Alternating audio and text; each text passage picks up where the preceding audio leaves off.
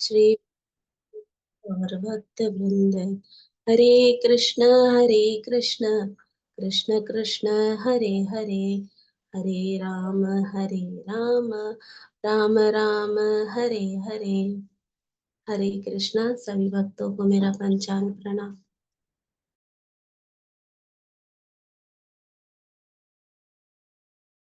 हरे कृष्णा। अभी टाइम है, समय है, 2 मिनट बाकी हैं वक्त को ज्वाइन करना।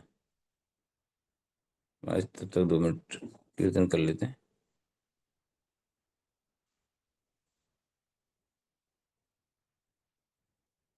जय राधा माधव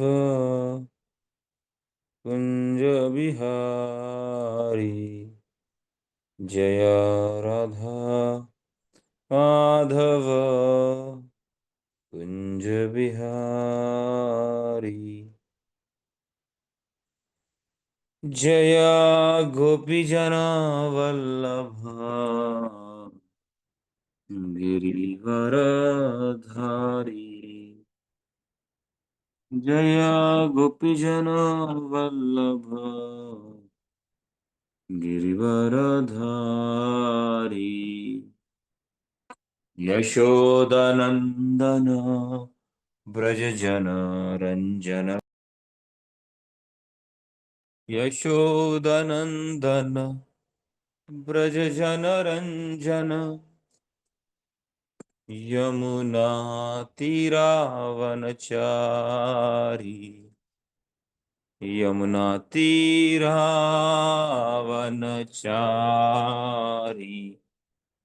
जय राधा माधव कुंज बिहारी। हरे कृष्णा हरे कृष्णा, कृष्णा कृष्णा हरे हरे, हरे राम हरे राम, राम राम हरे हरे, हरे कृष्णा हरे कृष्णा, कृष्ण कृष्ण हरे हरे, हरे राम हरे राम, राम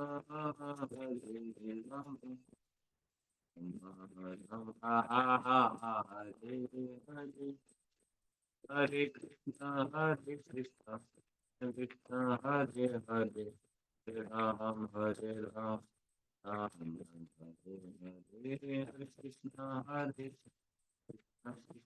हरे हरे, हरे राम राम राम।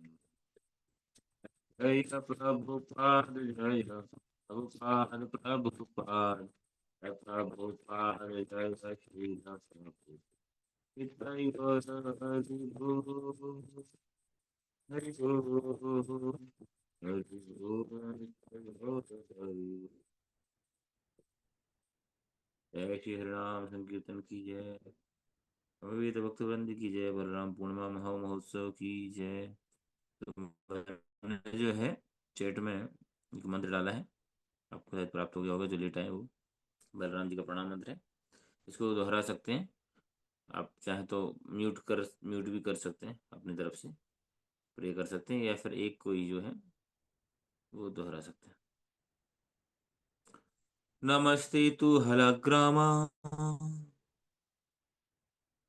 नमस्ते मुसलायुधा, नमस्ते रेवती कांता, नमस्ते भक्तवत्सला, नमस्ते बलिना श्रेष्ठा, नमस्ते धरणीधरा, प्रलम्बारे नमस्ते तु त्राहि मां कृष्ण पूर्वजा, नमस्ते तु हलग्रामा, नमस्ते मूसलायुधा, नमस्ते रेवती कांता, नमस्ते भक्तवत्सला, नमस्ते बलिना श्रेष्ठा, नमस्ते धरणीधरा, प्रलम्बारे नमस्ते तु त्राहि मां कृष्ण पूर्वजा, नमस्ते तु हलग्रामा, नमस्ते मूषलायुधा, नमस्ते रेवती कांता, नमस्ते भक्तवत्सला, नमस्ते बलिना श्रेष्ठा,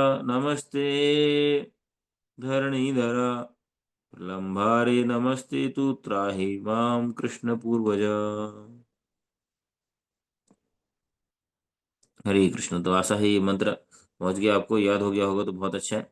इस मंत्र के द्वारा हम बलराम जी को प्रार्थना कर सकते हैं। और भी भगवान के मंत्र हैं, चैतन्य चरितमृत में आप देखेंगे तो, है ना, भगवान के बहुत सारे मंत्र हैं। भागवतम में भी प्रार्थनाएं हैं।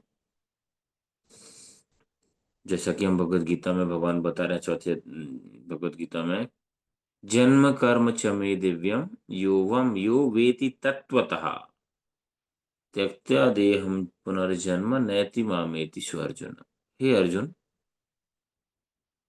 जो मेरे जन्म और कर्म को समझता है कि ये बहुत दिव्य है, त्यक्त्या देहम, इस संसार से जब अपने देह का त्याग करता है, तो नैति मामेति सु अर्जुन, उस संसार में वापस नहीं आना पड़ता।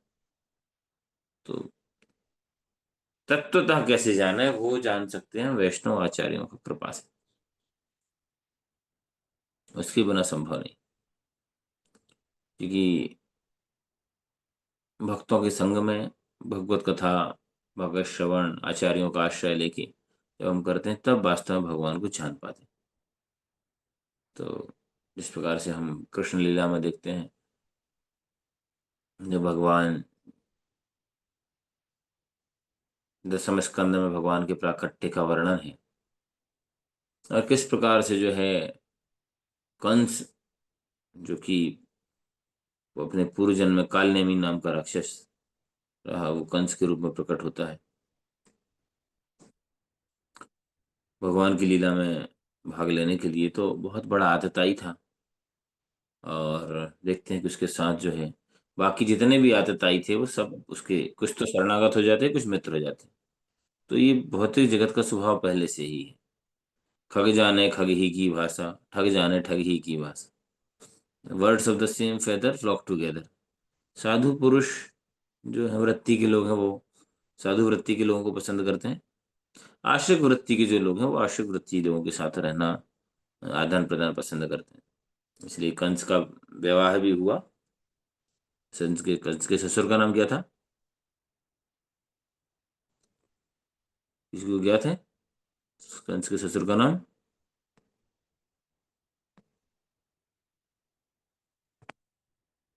नहीं पता? जरासंध। जी हरे माता जी। कृष्णा प्रभु जी। जी जी, प्रणाम। जरासंध। जी प्रणाम। हाँ, जरासंध है। हस्ती और प्राप्ति इसकी दोनों पत्नियां थी। तो ससुर दामाद के गुण मिलते जुलते थे। तो जो है किस प्रकार से हम देखते हैं लीला में कि वसुदेव और देवकी का विवाह होता है, और जो है ले ले जा रहा होता है अपने ससुराल छोड़ने के लिए। पहले ये प्रथा थी कि उसके घर तक, या कम से कम घर की, उसके गांव की जो बाउंड्री जो है रेखा, उधर तक तो छोड़ने जाते थे। बहुत प्रेम प्रदर्शित करता था। लेकिन जैसे ही आकाशवाणी होती है, क्यों होती है आकाशवाणी में, प्रश्न आता है, क्योंकि कंस का अत्याचार बढ़ गया था, लगभग थोड़ा और बाकी था। बहुत अत्याचार किया उसने ब्राह्मणों पर, गायों पर, स्त्रियों पर, बच्चों पर, अनुष्ठान बंद कर दिए। मतलब जिस प्रकार से राक्षसी प्रवृत्ति के लोग होते हैं, आज भी देखते हैं हम, कुछ ऐसे लोग होते हैं। तो जो है भविष्यवाणी इसलिए होती है क्योंकि देवताओं को ज्ञात था कि ये जो है देवकी वसुदेव जो कृष्ण के माता पिता बनने वाले हैं, कृष्ण की संतान रूप में आने वाली है। और यदि इनकी ज्यादा सेवा करेगा ये, तो फिर इसका जो है पाप नष्ट हो जाएंगे, या फिर इसके ऊपर भगवान की अनुकंपा हो जाएगी, तो फिर कैसे होगा। इतना इतना आतताई है इसका, तो इसका तो इससे तो छुटकारा चाहिए। तो इसीलिए उन लोगों ने भविष्यवाणी कर दी, क्योंकि पता था कि जब बदलेगा तो है नहीं, लेकिन चूंकि माता पिता की सेवा कर देगा, तो फिर जो है थोड़ा भगवान संकोच करेंगे इसको मारने में। तो इसलिए भविष्यवाणी करते हैं। और हम देखते हैं कि वही कंस जो है पहले इतना प्रेम दिखाता था अपनी बहन को, लेकिन जैसे ही पता चलता है कि ये जो है मेरे मृत्यु की माँ है, ये जो संतान है, इसकी जो संतान है वो मृत्यु का कारण बनेगी, तुरंत उसका जो है मारने के लिए उद्धत हो जाता है। तो ये जो कंडीशन शोल्ड बद्ध जीव आश्रित जीवों का स्वभाव होता है। वो अपना प्रेम प्रदर्शित तब तक करते हैं जब तक उसकी इंद्रिय तृप्ति में बाधा नहीं आ रही। हाँ, जब इंद्रिय तृप्ति में बाधा आती है तो जो है फिर जो व्यक्ति अपना असली रंग दिखाता है, जिस प्रकार से पूतना भी असली रंग दिखाती जब भगवान उसको दबाते हैं, हमारे जीवन में भी ऐसे ही होता है। फिर जो है कंस उनको कारागार में डाल देता है। सब कथा हमको ज्ञात है, हम थोड़ा थोड़ा ऊपर ऊपर थोड़ा थोड़ा देखेंगे इसको। और कैसे जो है वसुदेव के कमिटमेंट के बाद वसुदेव कैसे कन्विंस करते हैं, बहुत अच्छा है इसमें वार्तालाप। दुष्ट प्रवृत्ति के लोगों से भी कैसे डील करना चाहिए उसमें सीखते हैं। और जो है हर दिन प्रतिवर्ष जो है देवकी एक पुत्र को जन्म देती है, वसुदेव उनको ले आते और उनकी आंखों के सामने ही कंस उसको मार देता। तो उसके छींटे जो दीवार के पे थे, जेल की दीवारों पर आ जाते बच्चों के रक्त के, और देवकी और वसुदेव के हृदय में आ जाते वो छींटे। बहुत कष्ट होता था किसी माँ के और पिता के सामने। लेकिन चूंकि भगवान की योजना थी, भगवान को प्राप्त करने के लिए बिना तप बिना त्याग के कुछ होता नहीं। हम सोचें गुडी गुडी चलता रहे हमारे जीवन में, आराम से खाना पीना चलता रहे, आराम से 7 बजे 6 7 बजे उठेंगे, नहा धो के फिर बस थोड़ा बहुत माला कर लिए, घंटी बजा लिए, मंदिर अगरबत्ती घुमा लिए, फिर दिन भर अपना भोग किए, फिर शाम को फिर थोड़ा बहुत। तो इस प्रकार से नहीं होता। तपो दिव्यम पुत्र का ये शुद्धि, दिव्य तप करना पड़ता है, कष्ट उठाना पड़ता है। भगवान के लिए भी देवकी वसुदेव ने बहुत कष्ट उठाए। 6 पुत्रों का वध होता है तो बताते हैं 6 पुत्र जो हमारे अनर्थ के प्रतिनिधित्व करते हैं। और बलदेव बलराम जो 7वां जो गर्भ जब आता है ना, तो जो है माया देवी योग माया को भगवान निर्देशित करते हैं कि किस प्रकार से जो है आपको ये गर्भ को स्थानांतरित करना है देवकी से रोहनी। ये टेक्नोलॉजी आज नहीं है जो पहले टेक्नोलॉजी थी। भगवान की शक्ति से कुछ भी संभव है।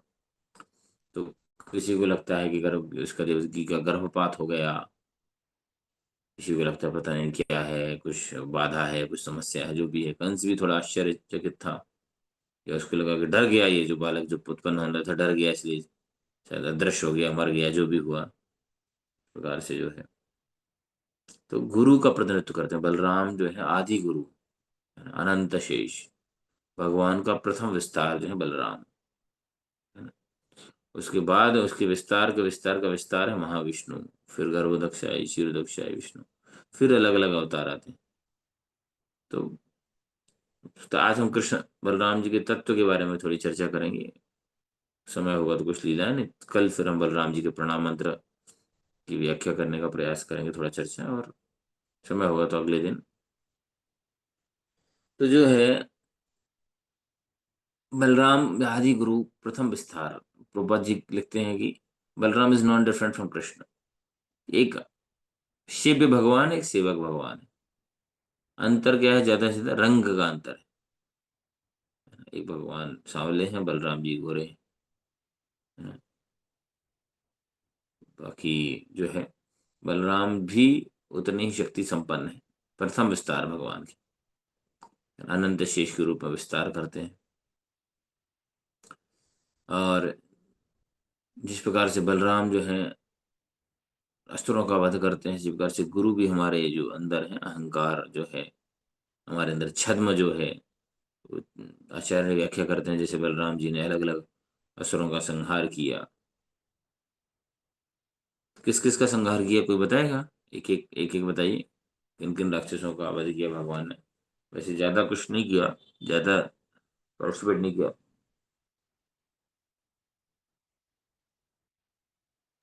हरे कृष्णा प्रभु। बताना चाहेंगे प्रभु बलराम जी, जी ने किन? हरे कृष्णा प्रभु। धेनुकासुर, प्रभु धेनुकासुर। जी, जैन को। द्रविड़ नाम का एक बानर था, उसका भी बात किए। जैनकासुर, फिर द्रविड़ नाम का बानर था, गोरिल्ला था बेसिकली वो, और एक जो था प्रलंबासुर का भी वध किया। फिर एक रोमहर्षण नाम का जो व्यक्ति, उसकी कथा आएगी आगे। तो बलराम है गुरु प्रतिनिधित्व करते हैं, तो हमारे अंदर के अहंकार को छिपे हुए प्रलंबासुर जो छद्म रूप में गोप बन के आता है तो हमारे अंदर जो छुपी हुई प्रवृत्तियां हैं, दबी हुई प्रवृत्तियां हैं, उनको नष्ट करते हैं भगवान बलराम जो है। तो बलराम जी, जैसे कि हम देखते हैं कि पूरा कृष्ण लीला में भले भगवान के बड़े भाई का रोल किया है, लेकिन हमेशा अनुगत करके सेवा की है, क्योंकि स्वभाव है अनंत शेष, ये जो बलराम का विस्तार है कृष्ण की सेवा। ऐसे आचार्य बताते हैं कि जरूर राम राम की लीला में आए तो लक्ष्मण जी बड़े दुखी थे कि मैं, जब विशेष तौर से कब दुख हुए, जब सीता जी का अग्नि परीक्षा के लिए उनके सामने बुला गया, फिर सीता जी को वन में छोड़ने के लिए बुला गया, तो बहुत दुखी थे, चाहते नहीं थे। तो लक्ष्मण जी बोलते हैं कि अगली बार आऊंगा तो बड़े भाई के रूप में आऊंगा, इतना मान आदेश पालन नहीं करना पड़ेगा। तो यहाँ पर देखते हैं फिर भगवान बलराम के रूप में प्रकट होते हैं अनंत शेष। लेकिन फिर भी यहाँ पर बाई फोर्स तो नहीं, लेकिन out of love of Krishna, Krishna के प्रेम में जो है सब प्रकार की सेवा करते हैं भगवान, सारे रसों में सेवा करते हैं। ऐसा बताते हैं कि जो 12 रस होते हैं उसमें प्रमुख 5 रस हैं: शांत, दास्य, वात्सल्य, साख्य, वात्सल्य, माधुर्य। शांत रस में भगवान की लीला में जो जो पैराफर्नेलिया, जो जो चीजें इस्तेमाल होती हैं, अनंत शेष के रूप में, बिस्तर के रूप में भगवान अपना विस्तार करते हैं बलराम जी। भगवान की पादुका, भगवान की उपछाता, पूजा वर्शिप में जो जो भी पैराफर्नेलिया, जो भी इस्तेमाल हो रहे हैं, इंस्ट्रूमेंट्स, मृदंग, करताल, जो कुछ भी भगवान की सेवा में, भगवान की प्रसन्नता के लिए इस्तेमाल हो रहा है, घंटी, आरती, सब ये बलराम जी का विस्तार है।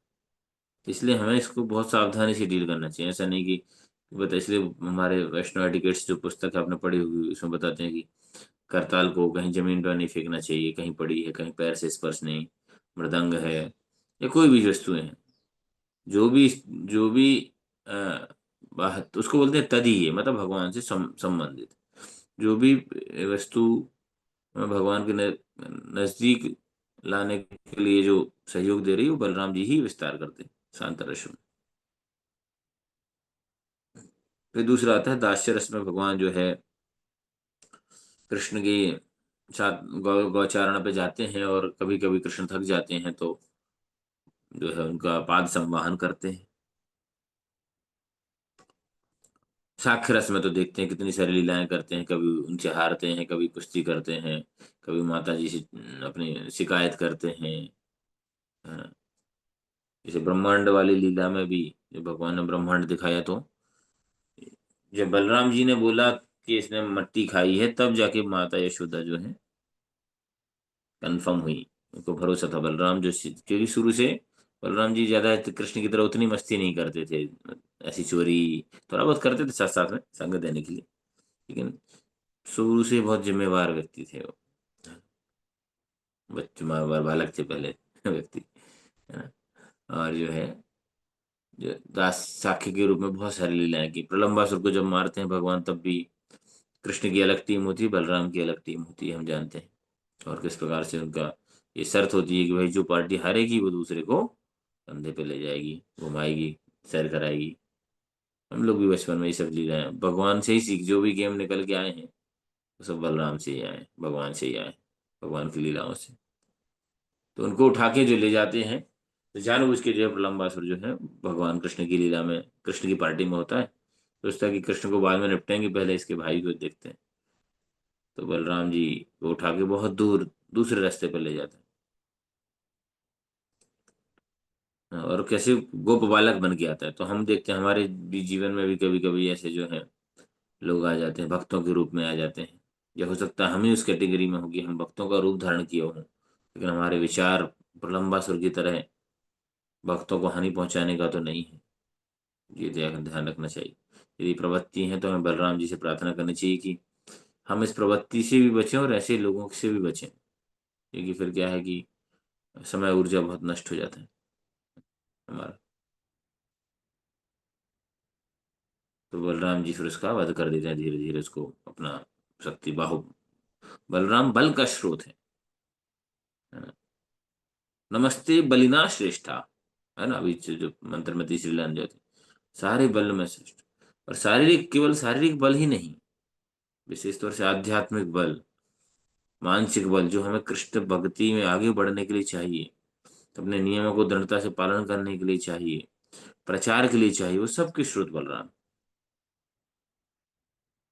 हम्म, तो साख्य भाव में बलराम जी हल धारण किए, तो बताते हैं हल से हमारे हृदय को जोतते हैं। जब गुरु प्रतिनिधित्व करते हैं ना, गुरु के रूप में बलराम इस प्रकार से हल को जोतते हैं, फिर उसमें कृष्ण भक्ति का बीज जो है प्रस्फुटित होता है। तो गुरु जो है बलराम का प्रतिनिधित्व करते हैं। गुरु भी जो है हमें ज्ञान के हल से हमारे हृदय को जोतते हैं, है ना, उपजाऊ बनाते हैं भूमि। नहीं तो बीज कितना ही अच्छा हो, यदि जमीन उर्वरक उसकी वो नहीं है, उसको प्रॉपरली उसका कल्टीवेशन नहीं हुआ है, तो फिर वो बीज नहीं होगा, अच्छे से नहीं होगा अंकुरित। या तो अंकुरित ही नहीं होगा, होगा तो जितना होना चाहिए वैसा नहीं हो पाएगा। श्री बलराम जी हल के कारण हल, है ना, नमस्ते तू हलग्रामा।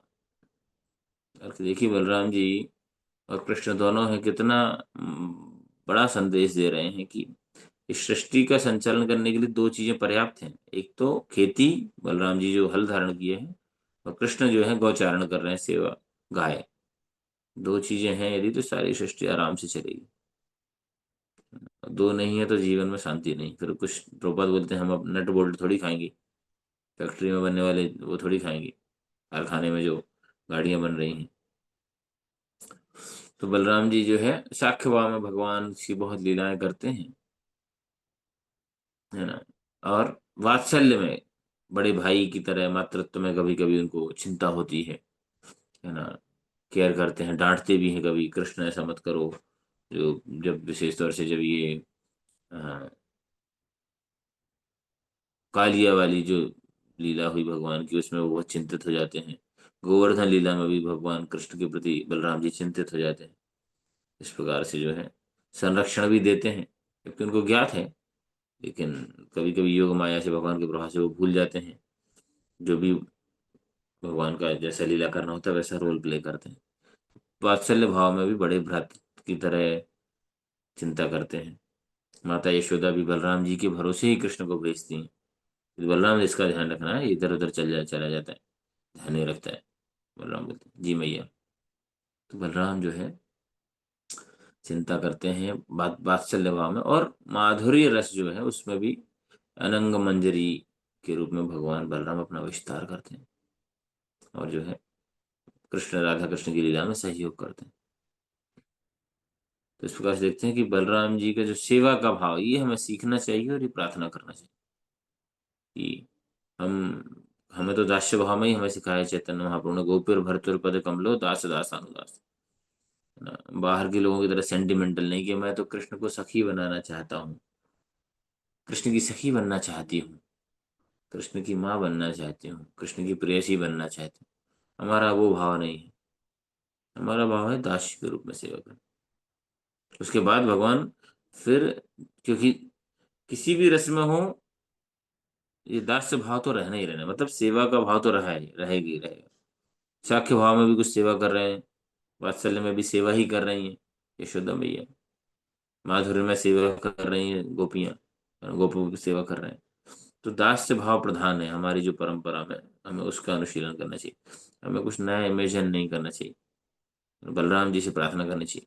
कल जो है बलराम जी का उत्सव है, तो व्रत करना है। 12 बजे तक कम से कम प्रयास करिए, 12-1 बजे तक जितना संभव हो। मंदिर आपके आसपास कहीं है तो आप जा सकते हैं, नहीं है तो घर में ही करिए, आसपास लोगों को प्रेरित करिए। क्योंकि दुर्भाग्य से भारतवर्ष में, इवन हम भी इस्कॉन में आने के पूर्व, हमें भी ज्ञात नहीं था कि जो है बलराम पूर्णिमा है, रक्षाबंधन। अभी तो बार बार मैं भी बोलता हूँ कि रक्षा करने वाले केवल वही हैं, बाकी तो बंधन करने वाले। तो वास्तव में हम अपनी और अपने परिवार की रक्षा करना चाहते हैं, तो उनको बलराम जी के चरणों में भेजें, बलराम जी का आश्रय लेने के लिए प्रेरित करें। क्योंकि बहुत सारे लोग हैं जो शारीरिक बलशाली होते हैं, संपन्न होते हैं, लेकिन फिर भी पंखे से लटक जाते हैं, सुसाइड कर लेते हैं, कई लोगों को मार देते हैं। क्यों? आत्मबल की कमी, आध्यात्मिक बल की कमी। हम देखते हैं हमारे पूर्वज जो बड़े बुजुर्ग रहे, हम सबके दादा परदादा, ज़्यादा तो सबने लगभग देते देखी। तो यदि उनके जीवन में भी बहुत अप्स एंड डाउन्स होते थे, समस्याएं होती थी, लेकिन चूंकि आध्यात्मिक शक्ति थी, भगवान से शरणागति थी, भगवान से जुड़े रहते थे वो लोग, इसीलिए जो है बड़े बड़े समस्याओं को झेल लेते थे। आज क्यों नहीं? क्योंकि वो आत्मबल नहीं है। शारीरिक बल तो हो सकता है बहुत, जिम जा रहे हैं, बॉडी बना रहे हैं, है ना, सब कुछ। तो इसलिए ये बहुत महत्वपूर्ण है। लोगों को प्रेरित करिए, बताइए सबको, आसपास रिश्तेदारों को, उनको भी प्रेरित करिए। यदि व्रत कर सकते हैं 12 बजे तक तो बहुत अच्छा है। आपके आसपास छोटे बच्चे, पड़ोसी, जो भी जिनको मिलते, और सेलिब्रेट करिए, मनाइए उत्सव को। अपने कुछ मिष्ठान बना सकते हैं, भगवान को भोग लगा सकते हैं। इस प्रकार से जो है उत्सव मनाना चाहिए। फिर बाद में आपका जो भी रक्षाबंधन का जो त्योहार है, परंपरा है, उसका भी निर्वाह कर सकते हैं। उसमें कुछ मंदिरों में तो हम लोग बलराम भगवान के चरणों में जो राखी चढ़ती है, फिर वही जो बांध लेते हैं, पुजारी दे देते हैं, वो देते हैं। अल्टीमेटली तो वही रक्षा करेंगे। जो जो भाई जो अपनी बहन को रक्षा करने के वचन देता है, उसकी रक्षा भी बलराम ही करेंगे, बहन की भी रक्षा। और मेन रक्षा क्या है? आत्मा की रक्षा। शरीर तो जाना ही जाना है, आज नहीं तो कल हमारा भी जाएगा, हमारा इसकी बहन है, भाई है, उनका भी जाएगा। तो चिंता करनी है तो उसकी आत्मा की रक्षा, की आत्मा का पतन ना हो। तो भगवान उसको आश्वस्त भी कर रहे हैं ना, है ना। योगक्षेम वहां में हम जो है उसकी रक्षा करता हूँ, जो नहीं उसको प्रदान करता हूँ। तो बेसिकली यहाँ पे आध्यात्मिक कल्याण की बात हो रही है। तेषामहं समुद्धरता मृत्यु संसार सागरात् भवामि नच्चरात् पार्थ मय्यावेशत चेतसाम्। 12वें अध्याय का 6वां श्लोक, 12.6। तेषामहं समुद्धरता मृत्यु संसार, मैं उसको संसार चक्र से निकालता हूँ, मेरी जिम्मेवारी। लेकिन उसके लिए यदि वो व्यक्ति प्रयास करता रहता है, भगवान की शिक्षाओं, बलराम जी ने जो शिक्षा दी है आदि गुरु के रूप में, है ना, उन्हीं की कृपा से फिर आगे जो ज्ञान आता है, फिर नारद मुनि, व्यास देव, इस सब जो आता है, संकर्षण जो है ना भगवान का, बलराम का विस्तार है, उनके माध्यम से भागवत का ज्ञान आता है। तो बहुत, है ना, हेनु कृपा बिना भाई राधा कृष्ण पाइते नहीं। बलराम या नित्यानंद प्रभु की कृपा के बिना हम राधा कृष्ण की कृपा प्राप्त नहीं कर सकते, महाप्रभु की कृपा प्राप्त नहीं। जैसे हम देखते हैं चीड़ा दही फेस्टिवल में नित्यानंद प्रभु विस्तार करते हैं, अब जब लीला करते हैं तो बोलते हैं, है ना, रघुनाथ दास गोस्वामी, तुम चोर हो। क्यों? क्योंकि दूसरे की संपत्ति, क्योंकि नित्यानंद प्रभु को पता है, बलराम जी को पता है कि कृष्ण है, चैतन्य महाप्रभु है, वो उनकी संपत्ति, उनकी कृपा के बिना संभव नहीं। तो हम सोचे कि हम बाईपास कर दें तो परंपरा में, तो संभव नहीं। तो इसलिए हमें प्रार्थना करनी चाहिए भगवान से, बलराम जी से उत्सव मनाना चाहिए। और बादशाह उत्सव क्या है? उत्सव, बार बार बताता हूँ, उत मतलब उन्नत, आसा मतलब रस, जहाँ पर उन्नत रस का आस्वादन होता है। वास्तविक रस जो है भक्ति का रस। तो आप देखेंगे, हम अनुभव करेंगे, कर आप लोग कर भी रहे होंगे कि जो बाकी जो रस है वो समय के हिसाब से फीके पड़ जाते हैं। चाहे वो नए वस्त्रों का हो, गहनों का हो, रिश्तों का हो, किसी भी प्रकार का रस है वो समय के हिसाब से। लेकिन आध्यात्मिक जो रस है, आनंदाम बुद्धिवर्धनम प्रतिपदम पूर्णामृतमा स्वादनम सर्वात्मानं सपनं परम विजयते श्री कृष्ण संकीर्तनम। श्री कृष्ण संकीर्तन है उसकी परम विजय हो, क्यों? उसका जो रस है दिन प्रतिदिन बढ़ता है। स्वादु स्वादु पदे पदे, भागवत में बता रहे हैं। लीलाएं भगवान कितनी मधुर है। तो हम चर्चा करेंगे कल, प्रयास करेंगे कि कल हम बलराम जी के मंत्र को एक बार याद कर लेंगे। आप लोग कर लीजिए आज ही, बहुत अच्छा है। उससे अर्पित करिए, भगवान को पुष्प अर्पित करिए और लोगों को सिखाइए, क्योंकि बलराम चाहते हैं लोगों को कृष्ण के शरण में लाना। तो यदि हम बलराम को प्रसन्न करना चाहते हैं तो उनका जो कार्य है, हम उसमें उनको भागीदार बने। सहयोग तो क्या करें, असिस्ट कर सकते हैं उनको। और इस प्रकार से जो है उनका अपने आप को भी कल्याण कर सकते हैं और जगह का भी कल्याण कर सकते हैं, है ना। तो ये जो कल हम चर्चा करेंगे, भगवान ने किस प्रकार से असुरों का वध किया, और कुछ लीलाएं हैं उसमें।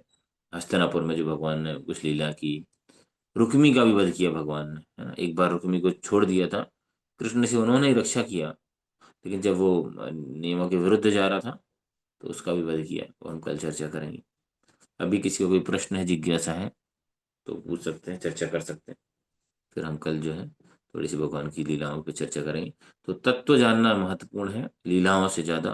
प्रभुपाद बार बार इसीलिए भागवतम के 10वें स्कंद पहुंचने के पहले 9वें स्कंद तक पढ़ना चाहिए।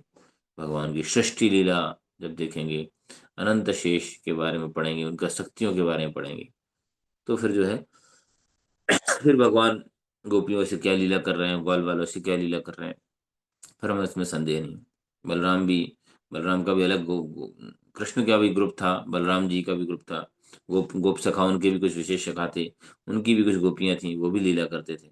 इस प्रकार से जो है भगवान का, जो है बलराम जी का जो अल्टीमेट उद्देश्य, जो जो चरम लक्ष्य था सारी जो लीला के दौरान, भगवान कृष्ण की प्रसन्नता के लिए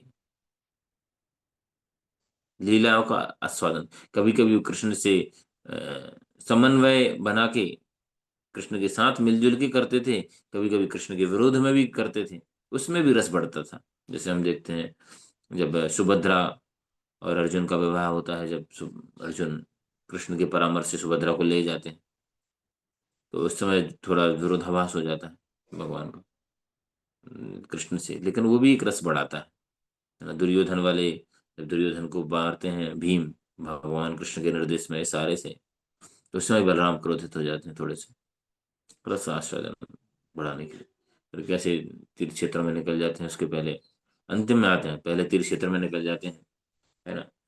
तो ऐसे बहुत सारे जो है उद्देश्य जो है भगवान का, भक्तों का, भगवान की लीला को बढ़ाना है, भगवान के भक्तों का उद्देश्य। तो बलराम जी का भी यही उद्देश्य रहा है। किसी भी रस में उन्होंने सेवा की केवल कृष्ण की प्रसन्नता के लिए। हमें भी प्रार्थना करनी चाहिए कि हम भी जीवन में जो भी कार्य करें, है ना, तो उससे भगवान प्रसन्न हो, भक्त प्रसन्न हो। और हमारे जी में, हमारे अंदर जो कूटी नाटी है, जो निषिद्धाचार है, जो प्रलंबासुर की तरह छद्म में प्रवृत्तियां हैं, जो धेनुकासुर की तरह जो अहंकार है हमारे अंदर, जिस प्रकार से प्रभु भगवान ने तालबन में धेनुकासुर का वध किया, तो हमारे अंदर भी जो बैठे हैं, है ना, उनका वध करें। हमारे हृदय को अपने कृपा रूपी हल से उसको जोतें, जिससे कि उसमें कृष्ण भक्ति का जो बीज है वो प्रस्फुटित हो, अंकुरित हो, और फिर एक भक्ति लता के रूप में जो है आगे बढ़े, जिससे फिर धीरे धीरे जो है न केवल हम स्वयं अपना कल्याण हो, बाकी सारे जगत का कल्याण कर सके। हरे कृष्णा। बलराम पूर्णिमा महामहोत्सव की जय। श्रील प्रभुपाद की। ओके, आप कोई कोई कुछ प्रश्न है, जिज्ञासा है, कोई कमेंट है, कुछ जोड़ना चाहते हैं तो बता सकते हैं। हरे कृष्ण।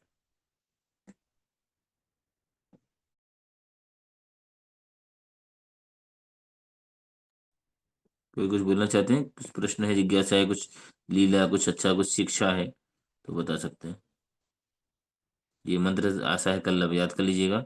हम किसी से भी पूछ सकते हैं, ध्यान रखिए ना, 14 लोग दिख रहे हैं, 13, तो हम किसी से भी बोल देंगे आपको मंत्र बोलना है बिना देखे, तो इसको याद कर लीजिए, इसी बहाने आप याद कर लेंगे, नहीं तो छूट जाएगा।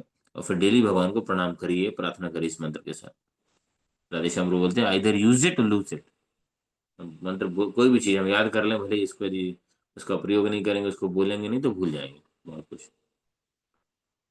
हरे कृष्ण। यस, कोई कुछ बोलना चाहता है या फिर विराम दें।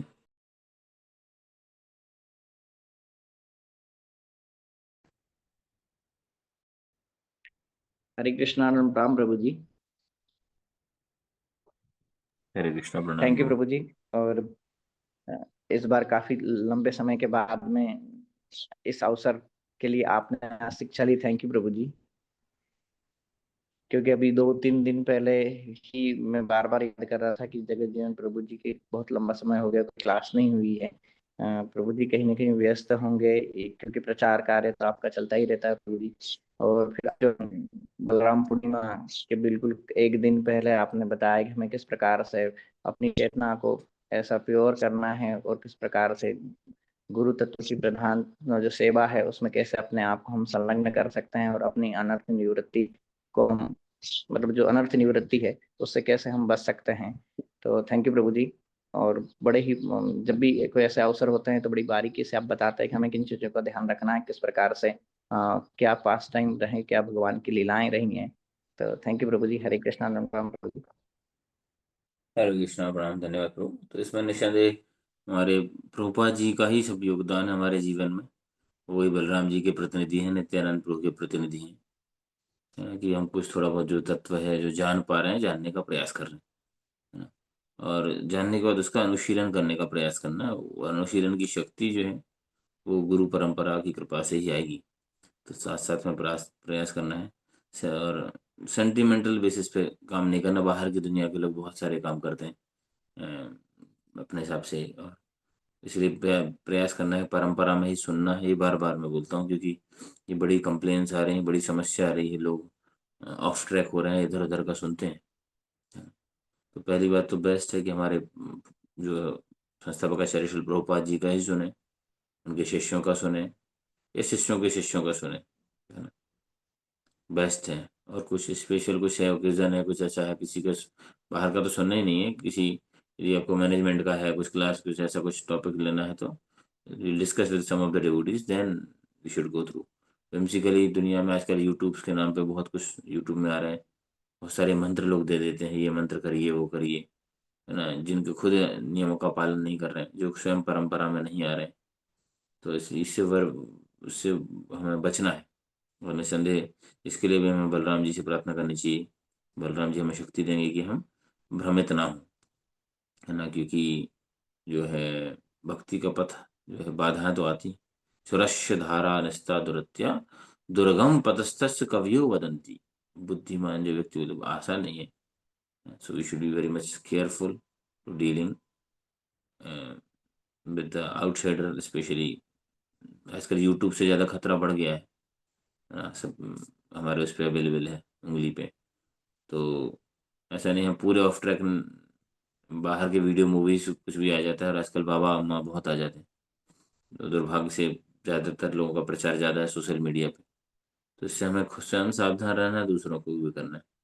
और हमारे प्रयास से हमें यदि किसी को भी थोड़ा बहुत भी बलराम जी की शरणों में लेके आ पाए या उनको बचा पाए तो ये बड़ा योगदान है हमारा। प्रयास करना चाहिए। यदि नहीं हमारे प्रयास के बावजूद भी कोई ट्रैक पे आ रहा है तो उसके लिए बस प्रार्थना कर सकते हैं। बट ये बड़ी जिम्मेवारी है, सावधानी के साथ, क्योंकि आजकल यूट्यूब बाबाओं का दौर है। तो that is like very dangerous. जो लंबासुर और धेनुकासुर तो एक जगह स्थित थे, है ना। वो उधर ही उस अपने एरिया में परेशान करते थे, लोगों को डिस्टर्ब करते थे। आजकल जो है बहुत सारे आस्तिक लोग जो है वो बाबाओं के रूप में आ गए, है ना। इवन भविष्य पुराण में वर्णन भी है कि कलयुग में जो लोग हैं, जो ब्राह्मण हैं, ब्राह्मण कुल में जन्म लेंगे राक्षस लोग, है ना, या फिर जो ब्राह्मण का वेश धारण करेंगे। इवन कल मैं पढ़ रहा सुन रहा था भागवतम महत्व के बारे में। तो बता रहे हैं कि धर्म क्षेत्रों में धर्म का बहुत व्यापार होगा, है ना। तो हम कभी धर्म तीर्थ स्थान में भी जाते हैं तो बहुत सावधानी से, कहीं भी चले गए, कहीं भी भीड़ देखी तो कहीं भी चले गए, है ना। जहाँ भीड़ दिख रही वहां चले गए, जहाँ भंडारा चल रहा है वहां चले, ऐसा नहीं होना चाहिए। अपनी परंपरा में ही भक्तों के मार्गदर्शन में ही जाना अच्छा है। तो क्योंकि बच्चा जो है, छोटा बच्चा माता पिता को छोड़ के या बड़ों के मार्गदर्शन को छोड़ के यदि रोड क्रॉस करने की कोशिश करेगा या कुछ करेगा एक्टिविटी, तो निस्संदेह खतरा बढ़ जाता है। तो हमें धाम जाना, पहले तो क्या होता था प्रभुपाद के समय में या उसके पवित्र आचार्य की, कोई धाम जाता था कहीं और गलती से किसी बाबा माँ के चक्कर में फंस गया, बातों में आ गया, तो उसका जीवन ऐसा हो जाता था, आध्यात्मिक जीवन नष्ट हो जाता। अभी और खतरा बढ़ गया क्योंकि धाम जाने के पहले सब इधर ही उपलब्ध है हमारे मोबाइल में। बाहर रूप से दिखेगा कि वो बहुत अच्छा भक्त है, अच्छे अच्छे उपदेश दे रहा है, लेकिन अंदर में है मायावाद भरा है। मैं सुना ये स्टोरी पहले भी। एक भक्त थे, वो कहीं जा रहे थे, उनको कथा सुनाई दी तो बता रहे हैं वो, कृष्ण कन्हैया लाल की जय हो। कृष्ण कन्हैया जो है इतने सुंदर मोर पंख धारण किए हुए, इतने बिंब फल के समान उनके ओंठ हैं, कानों में इस प्रकार से कुंडल है, इस प्रकार से भगवान की सुंदरता। यशोदा मैया ने कितना श्रृंगार किया है, इतनी सुंदरता का बहुत सुंदर वर्णन करते हैं। फिर कुछ देर बाद बोलते हैं कि वही कृष्ण है, जो आप भी वही कृष्ण हैं और मैं भी वही कृष्ण। ये भक्त हैं, कान बंद करके भागते हैं। शुरू में तो लग रहा था कि अरे बाबा जी अच्छा ज्ञान दे रहे हैं। इस प्रकार से शुरू शुरू में तो समाज के बारे में बोलेंगे, धर्म नाम करिए, ये बहुत कुछ बोलते हैं। अंत में बोलेंगे कि आप भी वही भगवान है, हम भी भगवान है, सब भगवान है, कुत्ता भगवान, भैंस भगवान। बिल्कुल भगवान भगवान नहीं है। क्या जरूरत है, किसको भजो उसको भजो, जिसको जो मंत्र करना है वो करो, सब दिल से करो। बहुत कुछ आडंबर चल रहा है। तो हम बहुत सौभाग्यशाली हैं। मैं कल चर्चा कर रहा था, एक वक्त मिले थे, बार बार मैं शायद श्लोक को पहले कोट भी किया है।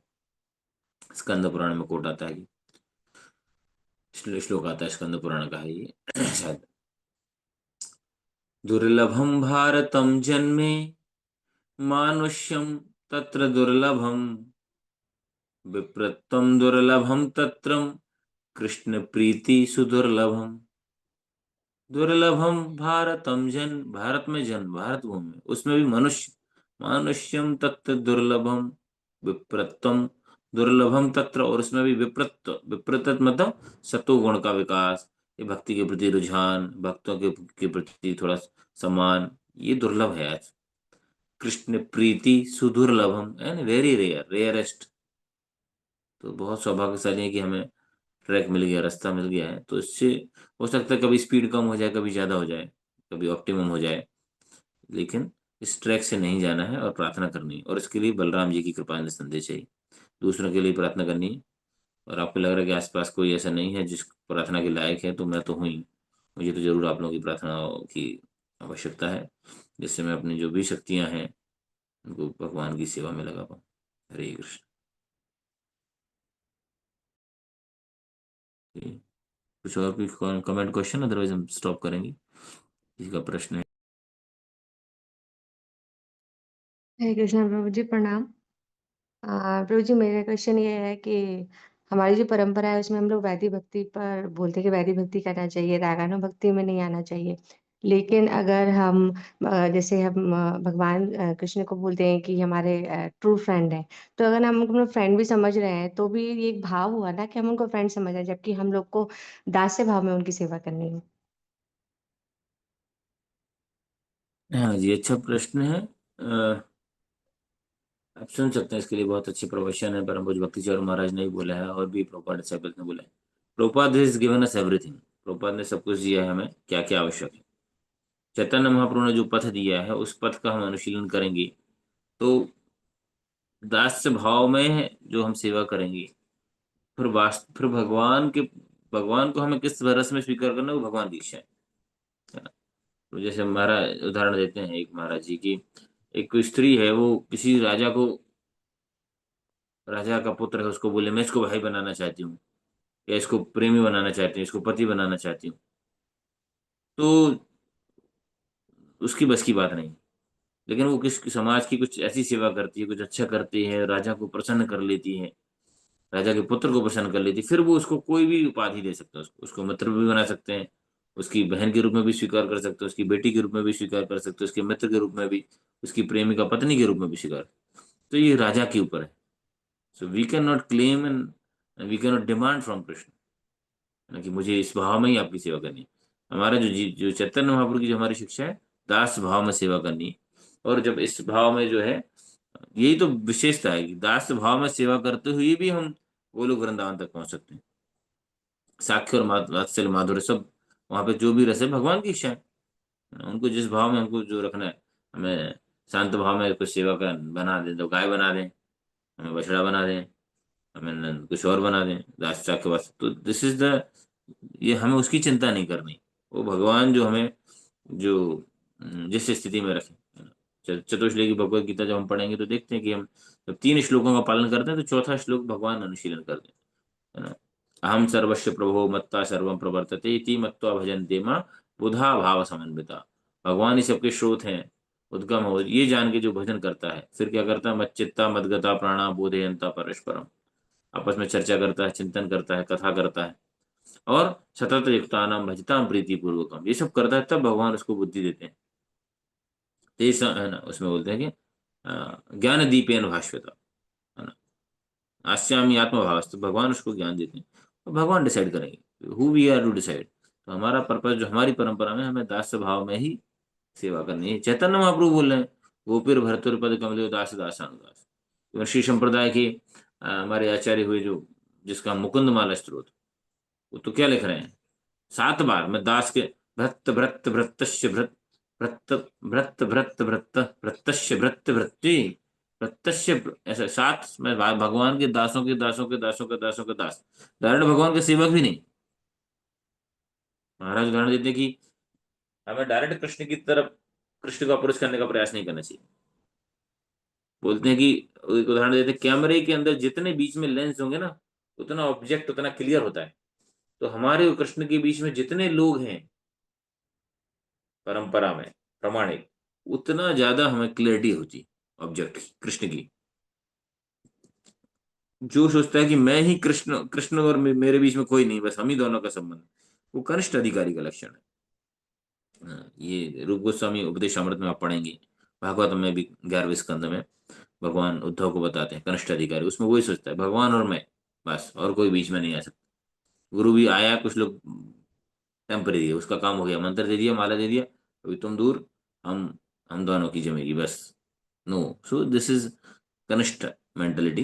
बट हम सुनते रहेंगे, करते रहेंगे, तो भगवान की इच्छा है किस रूप में रखना है।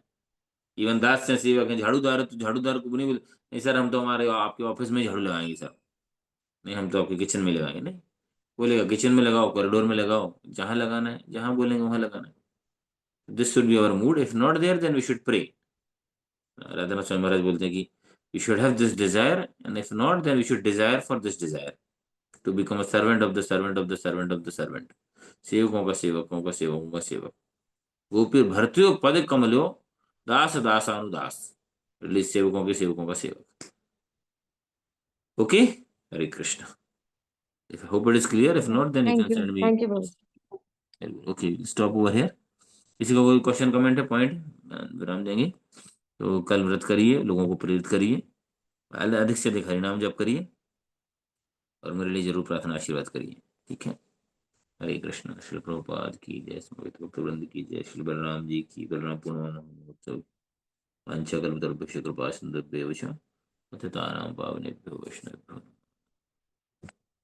हरे कृष्ण।